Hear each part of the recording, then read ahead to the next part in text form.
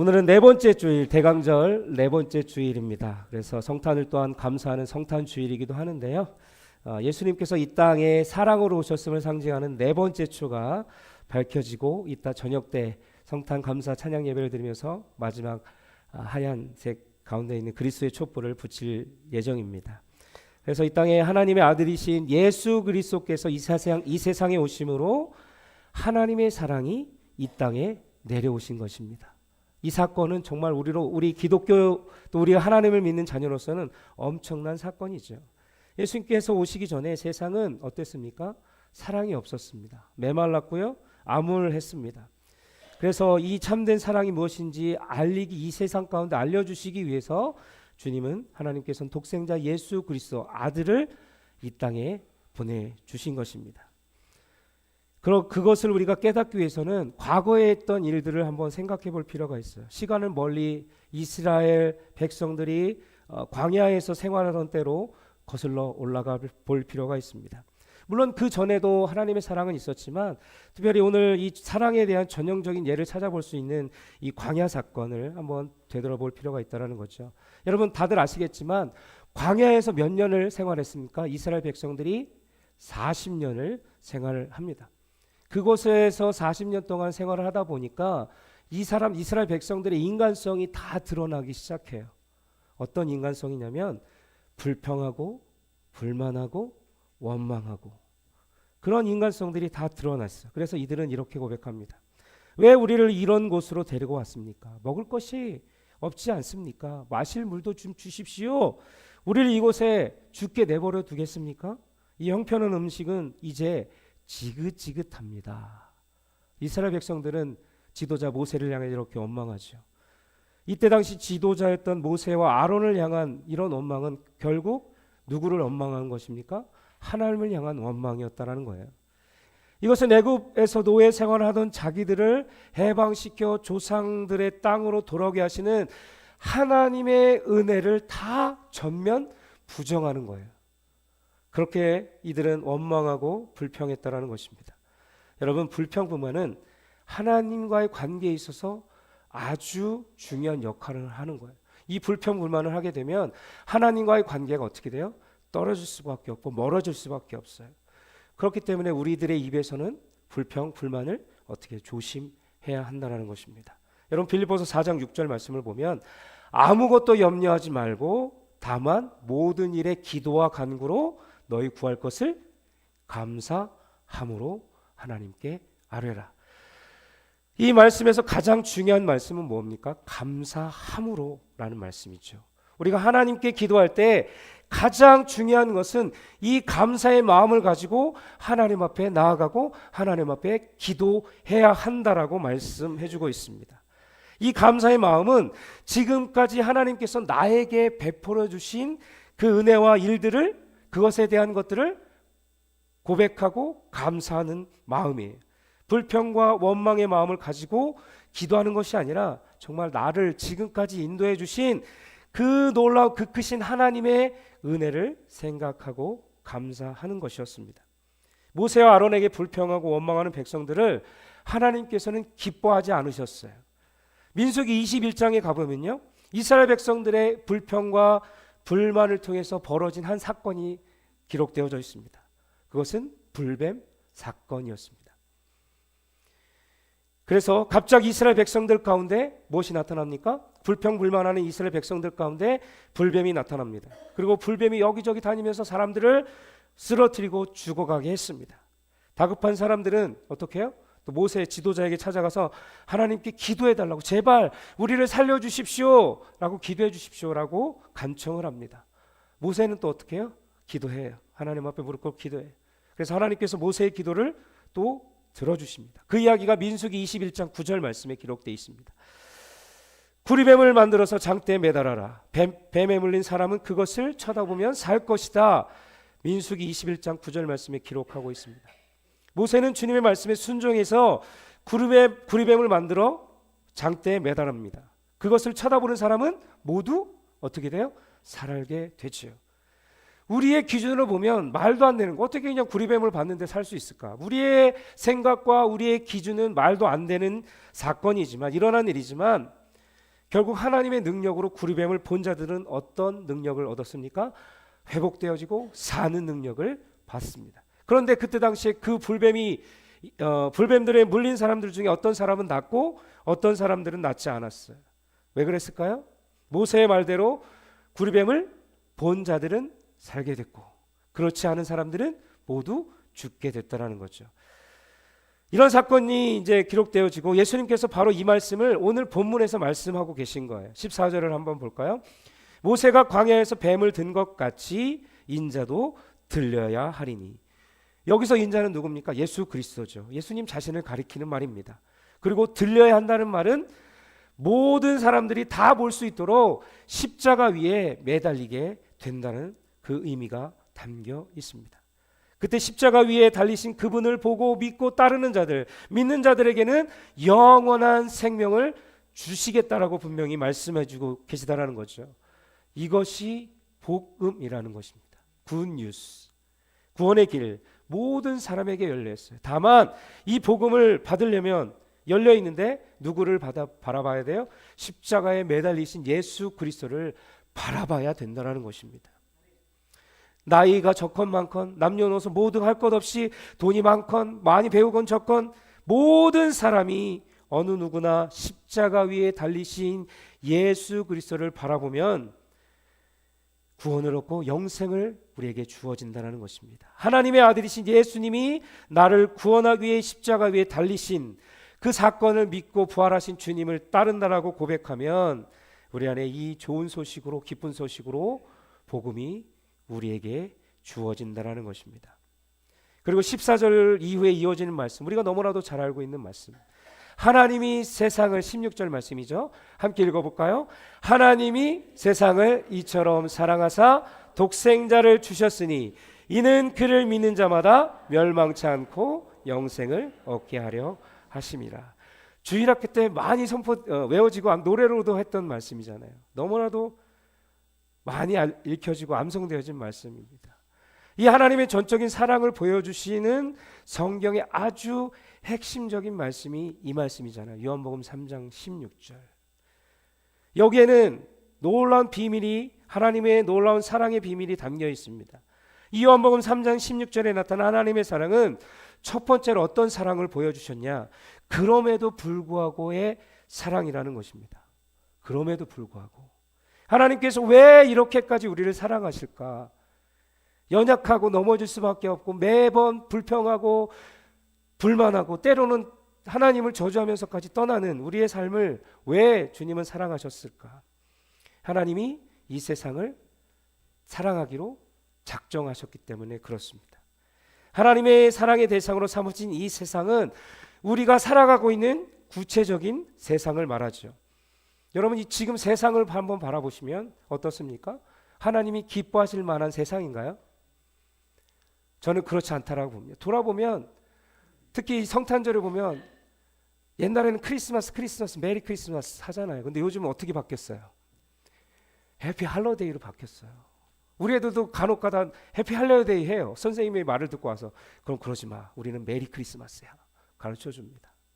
이 세상은 정말로 하나님 보시기에 기뻐할 수 있는 것들이 아무것도 없어요.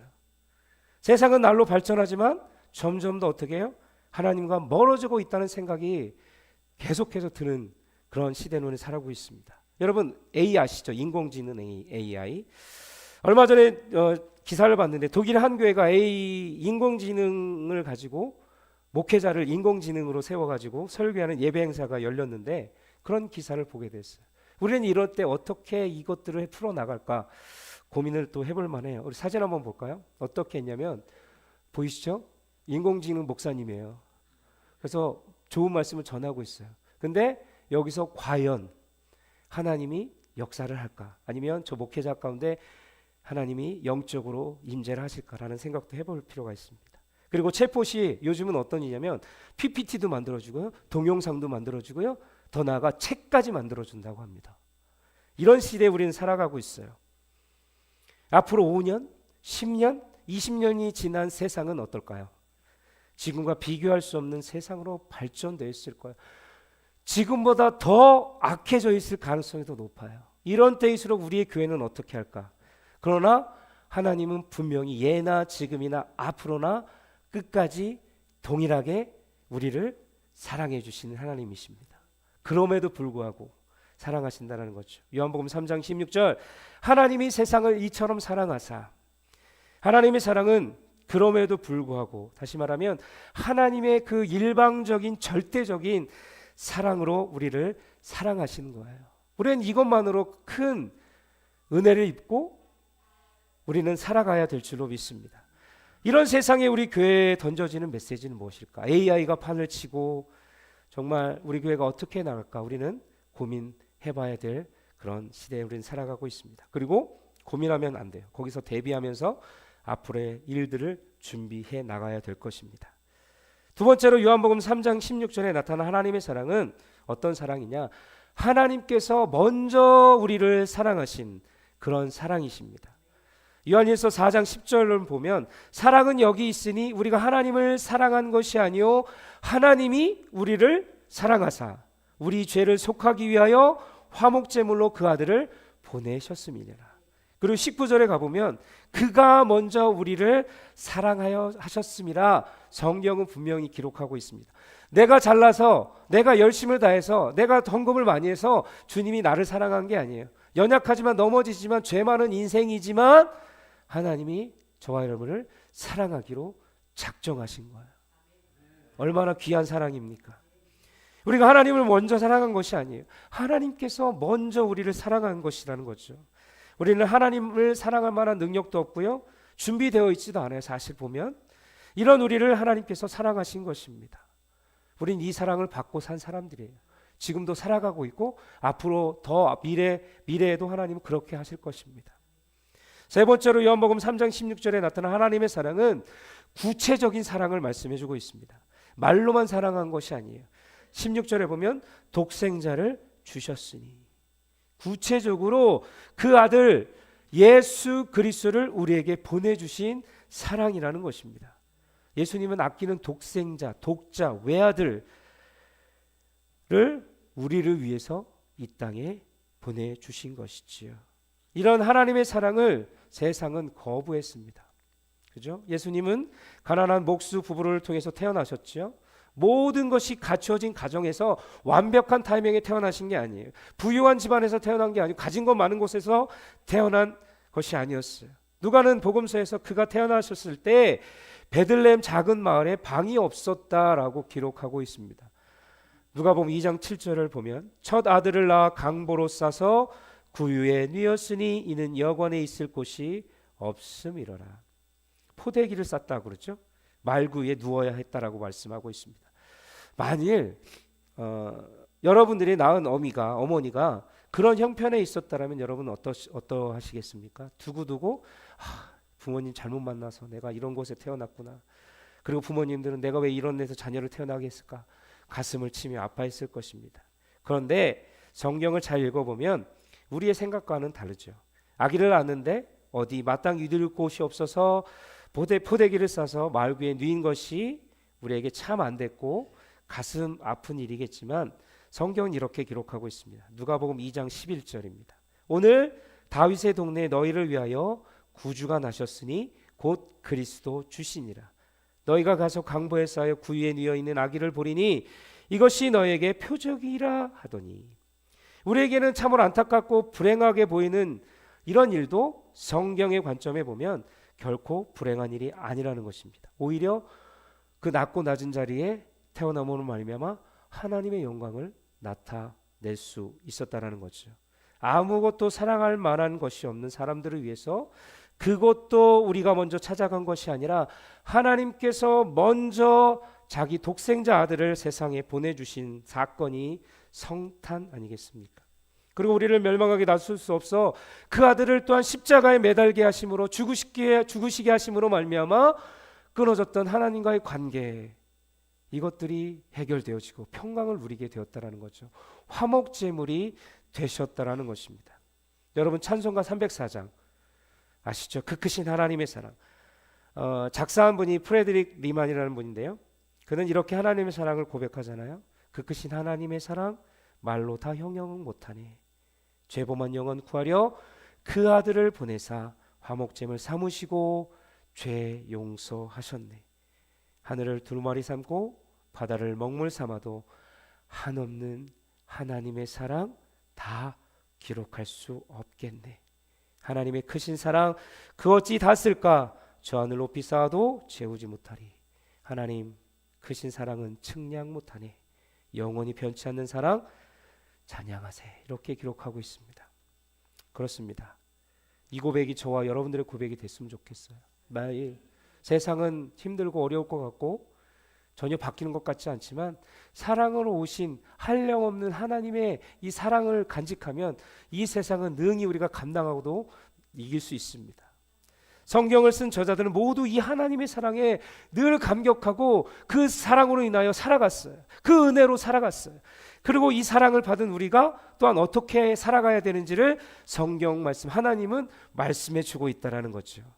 사도 바울은 로마서 5장 8절 말씀에 이렇게 기록합니다. 우리가 아직 죄인 되었을 때에 그리스도께서 우리를 위하여 죽으심으로 하나님께서 우리에 대한 자기의 사랑을 확증하셨다라고 말씀하고 있습니다. 그렇습니다. 하나님께서 예수 그리스도를 보내주시고 십자가에 달리시고 부활하신 이 사건들을 통하여 우리에게 완벽한 우리를 사랑하시는 증거를 보여주신 거예요. 우리는 그런 사랑을 받고 있는 귀한 존재들입니다. 저와 여러분 지금 이 사랑을 받고 있어요. 믿으시죠? 그럼에도 불구하고 사랑을 받고 있습니다. 죄인들을 위해 자기 아들을 화목제물로 내어주신 먼저 찾아오신 하나님의 사랑을 받고 있다는 것입니다. 우리는 이 말씀 앞에 우리 자신들을 늘 돌아봐야 된다는 거죠. 이 성탄의 절기, 이 절기에 이 사랑을 늘 간직하셨으면 좋겠습니다.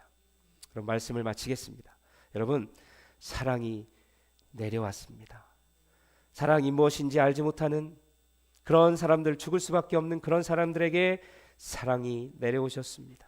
그리고 그런 사람들에게 진정한 사랑이 무엇인지 보여주시려고 사랑이 내려오셨습니다. 이 땅에 여러분들을 삶을 가운데 사랑으로 오셨습니다.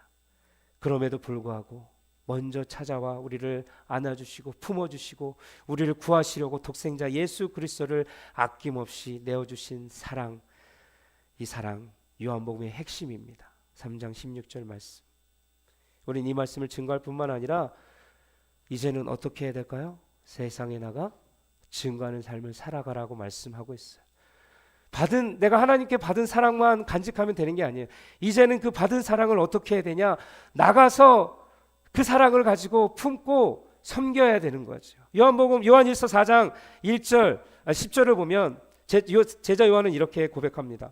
사랑은 여기 있으니 우리가 하나님을 사랑한 것이 아니요 하나님이 우리를 사랑하사 우리를 죄에 속하기 위하여 화목제물로 그 아들을 보내셨습니다. 11절 사랑하는 자들아 하나님이 이같이 우리를 사랑하셨은즉 우리도 서로 사랑하는 것이 마땅하도다. 그렇게 살아가라. 마땅한 거니까 너희도 이렇게 살아가라 말씀하시잖아요.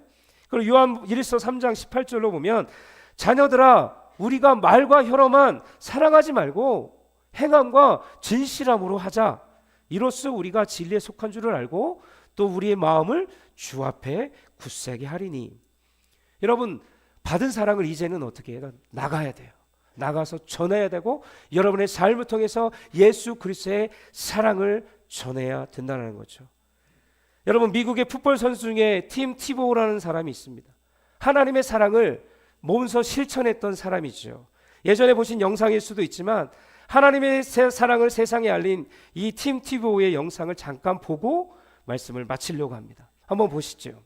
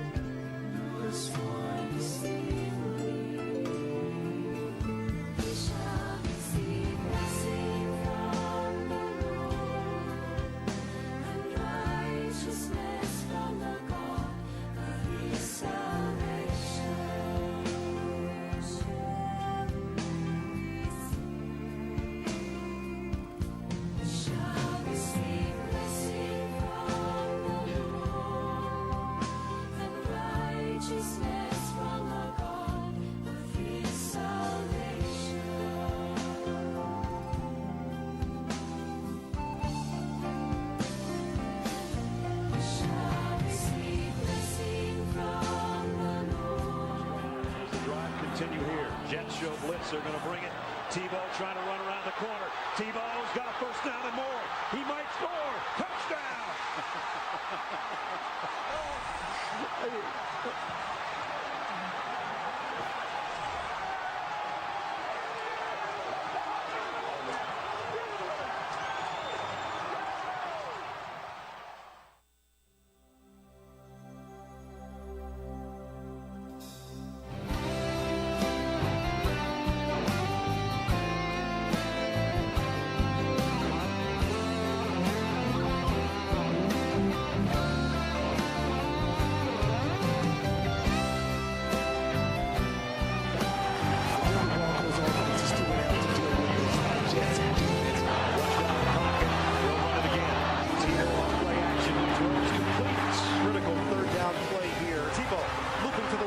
Tebow on the move, 10-yard line, 5-yard line. It's Tebow time! Touchdown! He's playing winning football. Let's give the man credit. Tebow has done it again! Tebow throws, touchdown Broncos! Tebow with a strike to put Denver right back in it. Tebow, deep ball, brought in by Decker. Kick on the way, and it is over in San Diego. Shaking on tacklers. How about that play from Tebow? Touchdown for Denver. 하나님께서 세상을 사랑하사 독생자를 주셨으니 믿는 자는 영생을 얻으리. 하나님께서 세상을 사랑하사 독생자를 주셨으니 믿는 자는 영생을 얻으리. 하나님께서 세상을 사랑하사 독생자를 주셨으니 믿는 자는 영생을 얻으리. 하나님께서 세상을 사랑하사 독생자를 주셨으니 믿는 자는 영생을 얻으리. 영원히 감사드리니 주님의 날 찾아주신 그 사랑 오주님의 전부 사랑해요 경배해요 나 주 위해 살리 영원토록 실천하신 주 사랑을 전하니. 하나님께서 세상을 사랑하사 독생자를 주셨으니 믿는 자는 영생을 얻으리.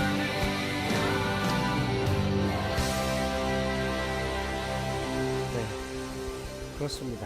우리가 이 티보우처럼 드라마틱하게 요한복음 3장 16절 말씀을 세상에 알릴 수는 없죠. 왜냐하면 우린 티보우가 아니기 때문에. 그러나 내가 살고 있는 삶의 현장에서 세상 사람들에게 각자에게 주시는 방법들이 있어요. 어떤 방법이지? 그 방법을 가지고 우리는 복음을 전할 수 있어야 될 줄로 믿습니다. 하나님의 사랑을 실천하는 삶을 살아야 한다는 거죠. 반드시 이곳까지 가야 돼요. 이 땅에 성탄을 오신 거기서 끝나면 안 돼요. 왜 오셨어요? 세상에 나가 우리 위해서 오신 사랑을 전하게 하기 위해서 이 땅에 오신 거 아니겠습니까?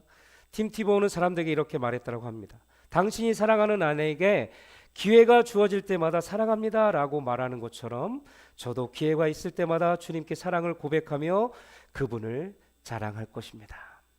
우리 주님은 사랑으로 내려오셨습니다. 그럼에도 불구하고의 사랑을 받고 있습니다. 구체적이며 확실하게 죄인들을 위해서 자기 아들을 화목제물로 내어주신 사랑을 받고 있습니다. 그리고 먼저 찾아오신 그 하나님의 사랑을 받고 있습니다.